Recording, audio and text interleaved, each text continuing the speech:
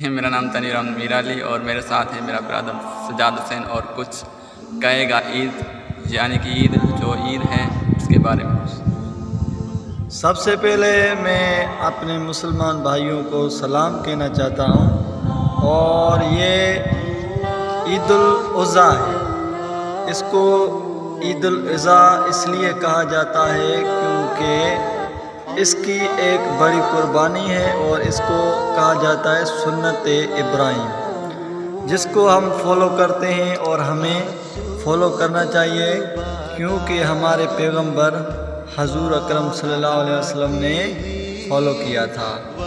تو یہ وہ دن ہے جب حضرت ابراہیم علیہ السلام کو اللہ تعالیٰ نے فرمایا کہ آپ میرے لیے کوئی چیز قربان کرو، تو وہ ایک پہاڑی پر لے کے گئے حضرت اسماعیل کو، کیونکہ اس کا پیارا بیٹا اسماعیل تھا۔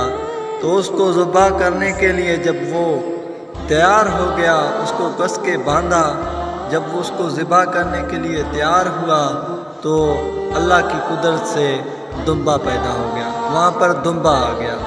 تو یہ قربانی ایسی ہے کہ آپ جب قربانی کرو، کوئی بکرا کرو یا کوئی جانور کرو، ایسا کرو جو آپ کو پسند آ جائے، آپ کے دل کو اچھا لگے، یا ایسا کیا کرو کہ 1 سال پہلے اپنے گھر میں اس کو پالو پوسو، تاکہ اس کی جو آپ قربانی کرو زیادہ سے زیادہ آپ کو ثواب ملے۔ اور اس کے علاوہ آپ لوگوں کو میں یہ ریکویسٹ کرنا چاہتا ہوں کہ آپ اپنے غریبوں کو اس میں بانٹیں، غریبوں میں زیادہ تر بانٹیں۔ پہلے تو اپنی سوسائٹی میں دیکھیں گے آپ کے معاشرے میں کتنے غریب رہتے ہیں، پہلے اس میں بانٹیں، پھر بعد میں جو غریب آتے ہیں ان کو دیں اور خود بھی کھائیں۔ لیکن ایسے نہیں کہ کچھ چند لوگ ایسے ہوتے ہیں کہ اپنا بکرا اپنے گھر میں ذبح کرتے ہیں، پوری فرج کی فرج بڑی اسٹور کر کے رکھتے ہیں اور سارا مہینہ کھاتے رہتے ہیں۔ ایسا نہیں کرنا چاہیے۔ 3 دن ہے عید کے، آپ 3 دن مزے سے کھاؤ، لیکن دوسروں کے ساتھ بھی بانٹو۔ اگر آپ کو اتنا بھی کھانے کا شوق ہو تو 5 دن کے لیے آپ اسٹور کرو، یا مہینے کے لیے اگر کرتے ہو تو اتنا کرو کہ جو آپ لوگ اچھی طرح سے کھا سکو، فضول نہ کرو۔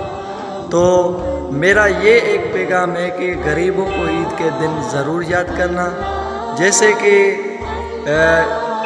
کہ میں نے آپ لوگوں کو بتایا کہ پہلے اپنی سوسائٹی میں دیکھیں جو غریب ہیں اس میں بانٹیں۔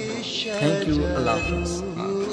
لبيك اللهم لبيك لبيك لا شريك لك لبيك إن الحمد